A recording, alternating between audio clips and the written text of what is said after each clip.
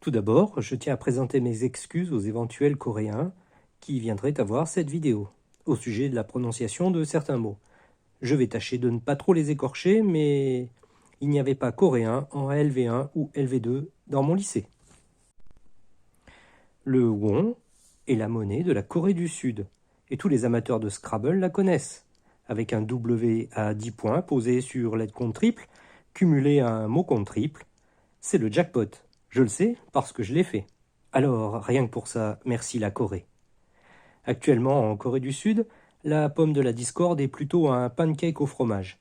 La BOK, la Banque centrale de Corée du Sud, est en guerre contre le Sibwompang, que l'on peut traduire littéralement par pain de 10 won. Cette douceur de la ville de Gyeongju reprend dans un format géant la pièce de 10 won. Cette spécialité est très populaire auprès de la population locale, mais aussi des touristes. La Banque centrale interdit la reproduction de la devise nationale à des fins commerciales, comme si chez nous on interdisait les pièces en chocolat. Le problème, c'est que depuis son lancement en 2019, une vingtaine d'enseignes proposent ce produit à peu près 3000 won, soit environ 2,10 €. Pour ceux qui ne connaissent pas la pièce, elle vaut moins d'1 centime d'euro. Elle représente une pagode de pierre du royaume de Silla, qui se trouve à Gyeongju, dans la province du Gyeongsang. Elle circule depuis 1966. Le problème semble difficile à résoudre, car la société Korea Minting Security Corporation, qui frappe les monnaies et imprime les billets, a mis en ligne en 2018 l'image de la pièce sur le site de licence de droit d'auteur du gouvernement sud-coréen. Donc la reproduction est libre.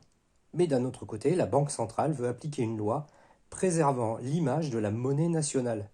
Bref, un beau bazar. Imaginez la Banque de France en conflit avec la Monnaie de Paris et les enseignes de restauration rapide.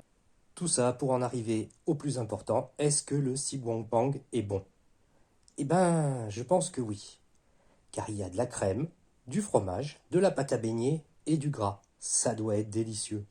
Mais on va pas se mentir, le Nutri-Score est pas top. Donc, pour votre santé, évitez de manger entre les repas. N'oubliez pas les 5 fruits et légumes par jour. Et bougez plus. Le gras, c'est la vie. Enfin, une petite info complémentaire, ça, c'est bien le drapeau de la Corée du Sud, et non pas le logo de Pepsi, comme le pensent quelques Américains et une grande majorité des candidats de télé-réalité. Bisous câlins.